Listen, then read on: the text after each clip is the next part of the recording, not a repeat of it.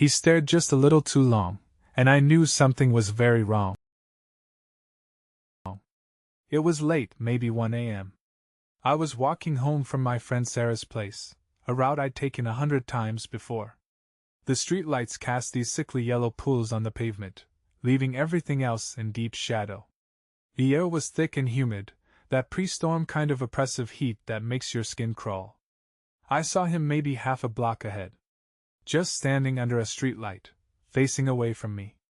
I didn't think much of it at first, figured he was waiting for someone or maybe just catching his breath. As I got closer, I noticed he was tall, easily over 6 feet, and dressed entirely in black. Even his baseball cap was black, pulled low, obscuring his face. It was the way he stood that made me uneasy. Completely still, almost like he was posing. I crossed the street, just to give him some space. As I did, he slowly turned his head, tracking me. It wasn't a casual glance, it was deliberate, predatory. He didn't move his body, just his head, like some kind of broken doll. That's when my stomach dropped. I picked up my pace, trying to look nonchalant, like I was just in a hurry. He started walking too, matching my speed. Still on the other side of the street, but keeping pace. Every few seconds he'd glance over, that same unnerving head turn.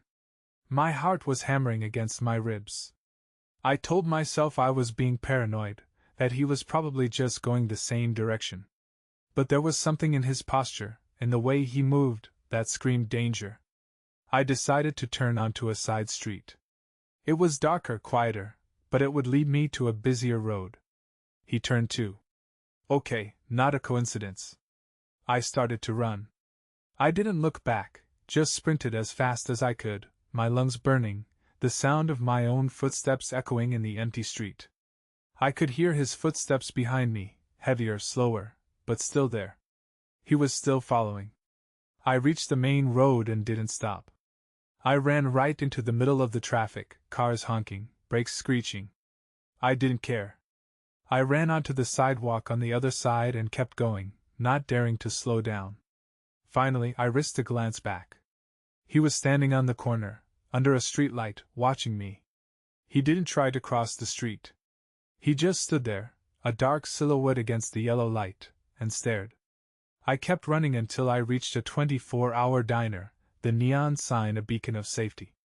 I stumbled inside, gasping for air, and flagged down a waitress. I asked her to call the police. When the police arrived, I told them everything. They took a statement, drove me home. They patrolled the area for a while, but they didn't find him. I never saw him again. But I'll never forget that feeling, the sheer terror of being hunted in the dark. I still can't walk alone at night. Every shadow seems to hold his shape, every pair of footsteps sounds like his. I know he's out there, somewhere. And I know, with chilling certainty, that if I hadn't run, things would have ended very differently.